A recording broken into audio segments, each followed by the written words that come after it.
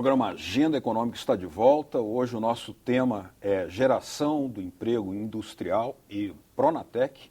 E o nosso convidado é o senador Douglas Sintra, do PTB de Pernambuco. Senador, qual é o balanço que o senhor faz desse desempenho do Pronatec de 2011 até agora? Olha, o Pronatec, ele é um dos principais pontos de mudança da nossa competitividade e da nossa produtividade. Nós temos no Brasil grandes capacidades do ponto de vista natural, ou seja, da nossa produção. Nós temos terras férteis, mas qualquer país do mundo ele precisa de ter gente boa, gente capaz, gente competente, gente eficiente. Eu acho que o Pronatec é um programa que vem trazer o Brasil para um novo patamar, não só de competitividade atual, mas sobretudo de planejamento, de conscientização, de entendimento, que apesar de todas as nossas reservas naturais, que são fundamentais, eu repito, é preciso que nós tenhamos as pessoas capacitadas. Então esse programa ele começa a fazer na cabeça de cada pessoa, na cabeça de cada trabalhador, de cada empresário, um espaço de demonstração de que só pela sua capacitação, só pela sua constante capacitação, não só uma vez, é que nós poderemos mudar de patamares mundiais desses níveis de produtividade. Uma coisa assim, curiosa no Brasil é que nós tivemos um salto, tanto na expansão do mercado de consumo, como no crescimento da economia, no crescimento do trabalho formal e, ao mesmo tempo, o descompasso registrado na falta de trabalhadores qualificados e uma persistente baixa de produtividade. Como é que a gente analisa esses aparentes paradoxos? O primeiro ponto é que nós tínhamos um índice de informalidade completamente inadequado. Então, conseguimos alcançar índices que ainda são baixos, mas pelo menos já recuperam aí boa parte do tempo perdido com relação a essa formalização. Agora, nós precisamos entender que para que não só esse processo continue, mas que ele possa continuar da forma mais adequada, os programas eles têm que se adequando, eles têm que ir mudando, eles têm que ir se aperfeiçoando, e aí sim a gente possa deixar essa consciência na cabeça de todos, porque quando a gente fala em Pronatec, a gente fala em nada mais do que educação. Tá? E a gente fala da educação desde a educação básica, primária, educação profissional e educação técnica científica. Então eu acho que essa conscientização da palavra educação no sentido mais amplo, que no nosso caso aqui é a aplicação na competitividade e no trabalho, é quem vai trazer aí muitas mais oportunidades para o nosso país. Fazendo um quadro comparativo com outros países, a gente observa que um sistema educacional mais estruturado que outros países tiveram é que conseguiram, através disso, conseguiram níveis de qualificação e de produtividade no trabalho superiores ao nosso. O Pronatec vem, digamos, correr atrás, talvez, do tempo perdido, mas são cursos de duração temporária e ainda não se resolveu o problema da educação básica que o senhor também mencionou. Quer dizer, onde é que nós vamos poder chegar? Será que conseguiremos, em curto prazo, alcançar essa demanda de qualificação que se faz necessária, mas também um nível de produtividade melhor para o nosso trabalho? Eu acho que tivemos um vácuo muito forte aí com relação a essa capacitação, ao entendimento da importância, por exemplo, das escolas técnicas. Se deu muito valor apenas ao ensino superior no Brasil e não se valorizou durante muito tempo esse ensino técnico. Com esse processo do Pronatec e, sobretudo, com o grande avanço das escolas técnicas de todo o país, eu acho que o caminho está aberto. Mas quem vai fazer diferença é o jovem, é aquele que é muito mais rápido no aprendizado, é aquele que já está multifuncional, ele já gosta de trabalhar com tudo aquilo que tem à sua disposição. Então, eu acho que essa demanda vai partir mais das pessoas, do trabalhador, vai partir daqueles que querem crescer, daqueles que querem aproveitar as oportunidades de trabalho. Nós tínhamos profissões muito firmadas antigamente e essas profissões mudaram de patamar. Quer dizer, cada dia surgem novas profissões e, sobretudo, surge aí essa multifunção de profissões, ou seja, a pessoa não é só mais isso, ele é isso, mais aquilo. Isso faz com que as pessoas fiquem mais flexíveis e, evidentemente, mais aptas a conhecer e aprender mais. Agora, nós temos um nível de exigência que se encontra colocado perante um novo cenário. Um cenário que são 400 novas escolas técnicas criadas, em tempo recente para cá, e ao mesmo tempo 8 milhões de matrículas registradas no Pronatec de 2011 para cá.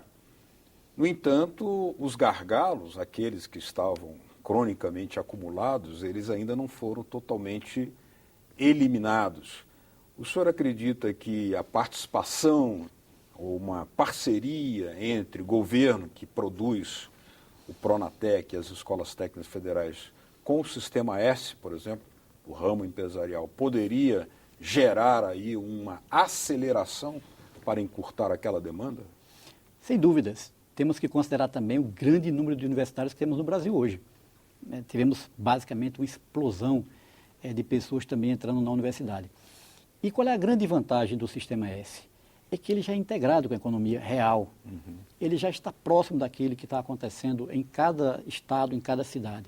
Então, o Pronatec, nessa aproximação, nesse trabalho em conjunto com o Sistema S, ele abre a oportunidade do conhecimento, mas abre também a oportunidade do direcionamento, para que as indústrias, para que as empresas, elas possam efetivamente estar mais próximas daquilo que ele precisa. Então, eu não tenho dúvidas que o programa, ele está no processo, mas ele precisa, com essas adequações que são necessárias com o tempo, vislumbrar aí essas mudanças que acontecem não só nas profissões, mas sobretudo aí nas oportunidades e demandas de um país cada vez mais competitivo.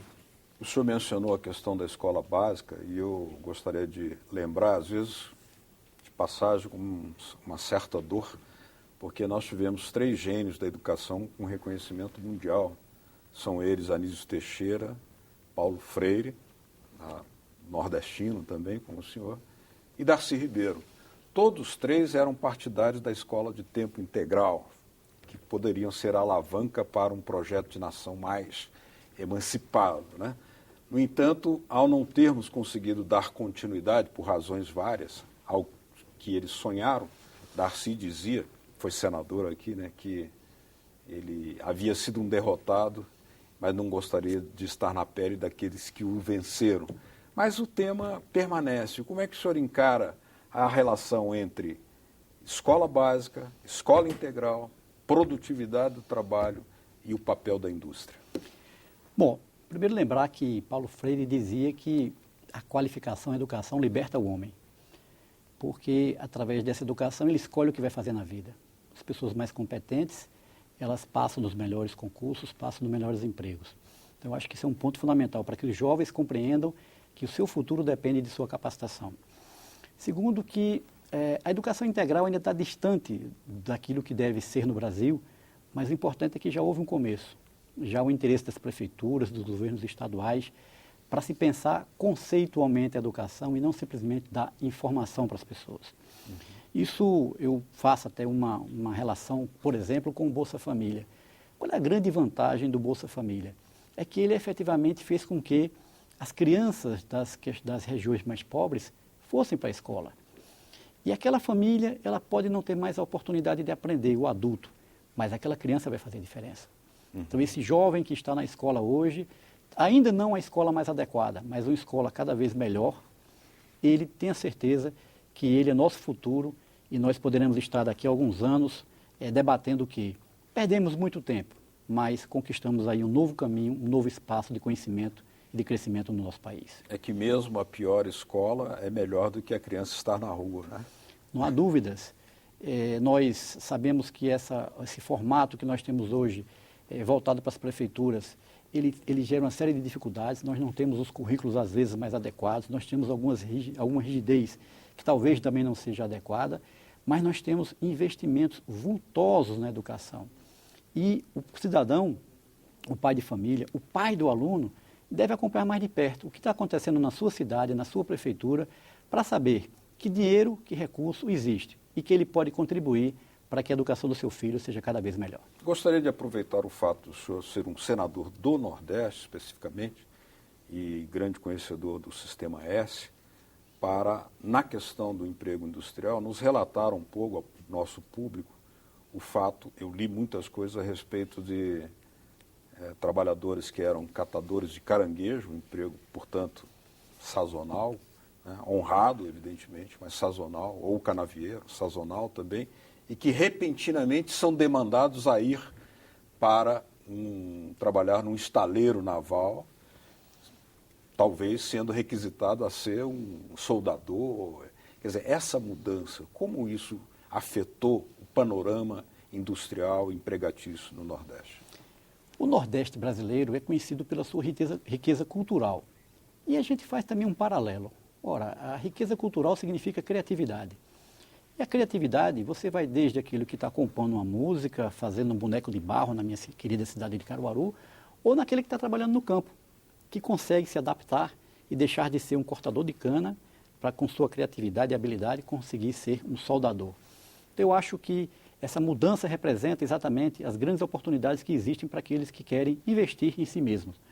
E aqueles que tentaram, aqueles que fizeram por onde, eles podem até não ser soldador mais amanhã, porque surgiu uma nova demanda, mas ele vai ser um trabalhador que vai ter uma renda mais adequada, ele vai estar cada vez mais capacitado, ele vai ser cada vez mais, repito, multifuncional, e ele vai demonstrar que nós só podemos mudar a nossa competitividade se a gente tiver pessoas cada vez mais qualificadas. E vai conhecer a carteira de trabalho que ele não conhecia antes. Pois é, era algo que ainda existia, aquela coisa de trabalhar sem estar registrado. Cada vez menos a gente observa isso e cada vez mais a gente percebe como a carteira de trabalho torna o indivíduo cidadão.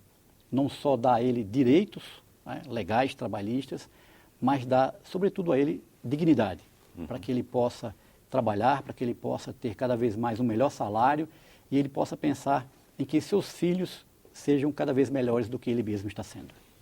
Bom, infelizmente o nosso tempo se esgotou. Gostaria de agradecer a presença aqui no Agenda Econômica, o senador Douglas Sinta. Muito obrigado pela sua presença, estaremos sempre acompanhando e esperando que o senhor volte aqui para nos trazer novidades. Muito obrigado. Se Deus quiser, e vamos trabalhar para que nosso país, que tem tanto futuro, possa também antecipar esse futuro para ter um presente melhor. Obrigado também a vocês de casa que nos acompanharam. Se quiserem nos mandar as suas sugestões, dicas ou críticas, por que não, ao nosso trabalho, olha aí na telinha uma forma de fazê-lo. 0800 61 22 11, ou se quiserem baixar para copiar esse programa ou os outros programas da TV Senado, também está na sua telinha aí. www.senado.leg.br/TV. Obrigado mesmo pela sua audiência. Até o próximo Agenda Econômica. Tchau.